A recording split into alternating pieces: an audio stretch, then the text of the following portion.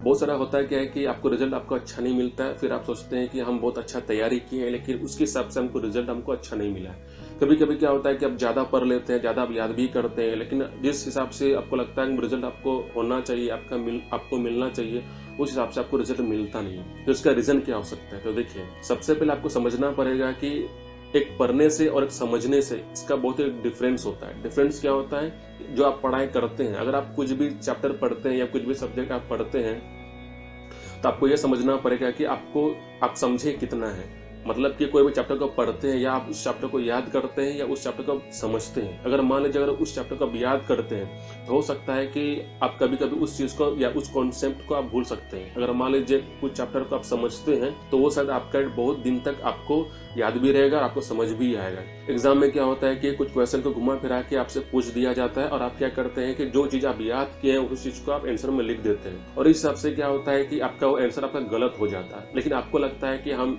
Exam में तो हम आंसर बहुत ही हम अच्छा दिए हैं लेकिन रिजल्ट हमको अच्छा कुछ खास मिला नहीं। तो इसका रीजन यही होता है, due to lack of concept understanding.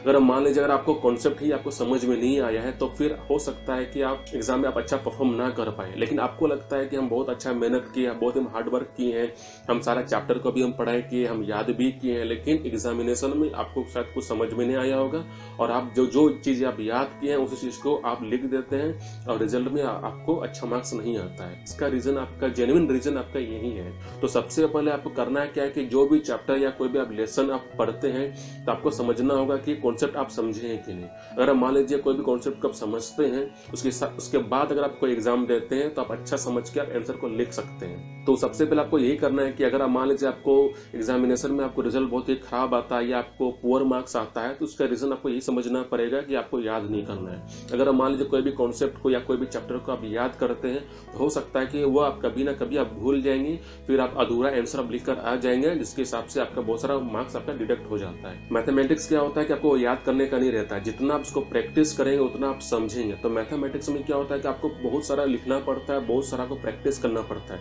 क्योंकि इसमें बहुत सारा कैलकुलेशन रहता है, आपका डेरिवेटिव रहता है, फ्रैक्शन रहता है, बहुत सारा ऐसा चीज रहता है जो बहुत ही कॉम्प्लिकेटेड रहता है। जैसे कि फॉर एग्जाम्पल डिफरेंशिएशन, तो डिफरेंशिएशन आपको समझने के लिए आपको बहुत ही बार प्रैक्टिस भी करना होगा। आप कुछ आपका रूल्स भी रहता है, कुछ प्रिंसिपल होता है जिसको आपको समझना पड़ेगा, उसके बाद ही जो मैथमेटिक्स का जो क्वेश्चन जो रहता है आपको समझ पाएंगे। लेकिन अगर आप सोचेंगे कि हम मैथमेटिक्स को भी हम रटेंगे, तो हम याद करेंगे, तो ये पॉसिबल नहीं है। हाँ, कुछ कुछ फॉर्मूलाज जो होता है आपको याद करना पड़ेगा, लेकिन हम मैक्सिमम क्या होता है कि अगर आप कोई फॉर्मूलाज को बनाते हैं और उसका जो जेन्युइन जो रूट जो कोर्स होता है, अगर आप उसको समझ जाते हैं, तब खुद से भी फॉर्मूलाज को बना सकते हैं। तो जितना भी मैथमेटिक्स में रूल्स रहता है या प्रिंसिपल रहता है, अगर उसको समझेंगे तो आप खुद से भी एक फॉर्मूला बना सकते हैं। कभी कभी क्या होता है कि मैथमेटिक्स में ऐसा क्वेश्चन जो आ जाता है जो फॉर्मूलाज से आपका निकलता नहीं है। हो सकता है कि दो वैल्यू ना दिया हो और आपको लगता है कि सब एक वैल्यू का हमको फॉर्मूलाज पता है, तो कभी कभी क्या होता है कि दो वैल्यूज भी दिया नहीं रहता है। तो फिर आपको समझना पड़ेगा कि आप कैसे फॉर्मूलाज को क्रिएट करेंगे, कैसे फॉर्मूलाज को आप बनाएंगे।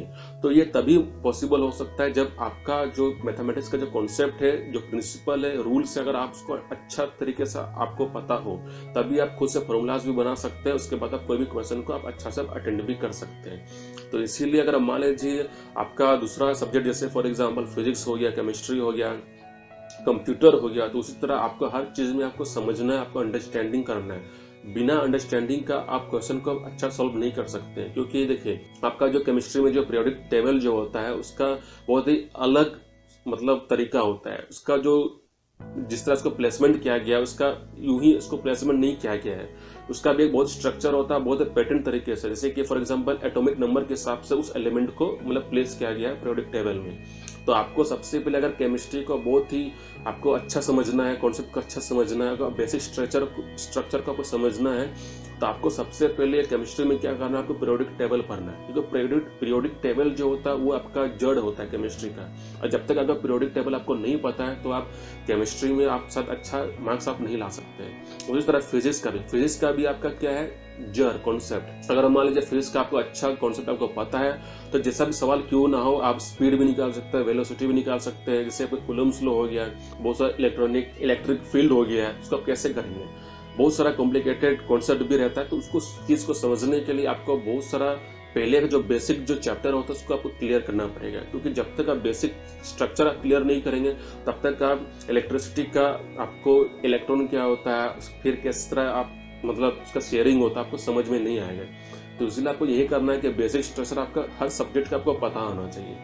10th में क्या होता है कि आप जो किताब में जो क्वेश्चन रहता है 10th में वैसा ही क्वेश्चन आपका आ जाता है, लेकिन 11th 12th में क्या होता है कि वैसा क्वेश्चन आपका नहीं आता है, क्योंकि बहुत सारा घुमा फिरा के भी क्वेश्चन आता है। तो इसीलिए अगर आपको लगता है कि हम बहुत ही पढ़ाई कर रहे हैं, हम हार्डवर्क भी कर रहे हैं, लेकिन उसका जो रिजल्ट है आपको मतलब फाइनल रिजल्ट में आपको नहीं दिख रहा है, फिर भी आप इतना पढ़ते हैं, फिर भी इतना आप याद करते हैं, तो आपको रिजल्ट आपका अच्छा नहीं मिलता। तो आपको सबसे पहले यही करना है कि आपको याद नहीं कर रहे हैं, आपको उस चीज़ को समझना है और एक बेसिक आपका स्ट्रक्चर जो होता है उसको भी अच्छा तरीके से आपको समझना है, तभी आप अच्छा क्वालिफाइड कर पाएंगे।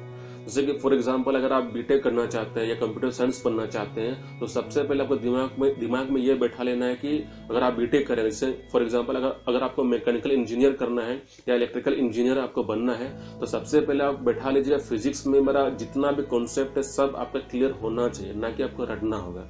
अगर आप रट के अगर आप इलेक्ट्रिकल बनेंगे तो ये पॉसिबल नहीं है, प्रैक्टिकली पॉसिबल नहीं है। जितना भी आपका जो बनता प्रोडक्ट बनता हार्डवेयर बनता है वो आपका बहुत ही कॉन्सेप्ट के हिसाब से बनता है। तो इसीलिए अगर आप इलेक्ट्रिकल का तैयारी कर रहे हैं तो कभी भी आप ये मत सोचिए कि हम फिजिक्स को रटेंगे और हम मतलब एग्जामिनेशन में हम अच्छा परफॉर्मेंस करेंगे, ये पॉसिबल नहीं है।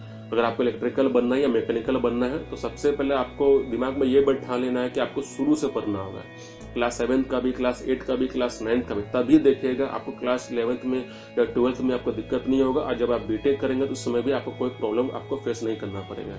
अगर आप मतलब उस फील्ड में आप जाना चाहते हैं तो हर चीज़ का बेसिक स्ट्रक्चर आपको क्लियर होना चाहिए, जो भी फॉर्मूलाज जो होता है उसको अपने से क्रिएट कीजिए और कुछ भी सॉल्यूशन होता है उसको बार बार प्रैक्टिस भी कीजिए, फिर देखिएगा आपका जो भी सब्जेक्ट है कोई भी फील्ड है उसमें अच्छा परफॉर्म भी कर पाएंगे और आपको रिजल्ट भी बहुत ही अच्छा आएगा। तो चलिए आज का सेशन हम लोग यहीं पर एंड करते हैं।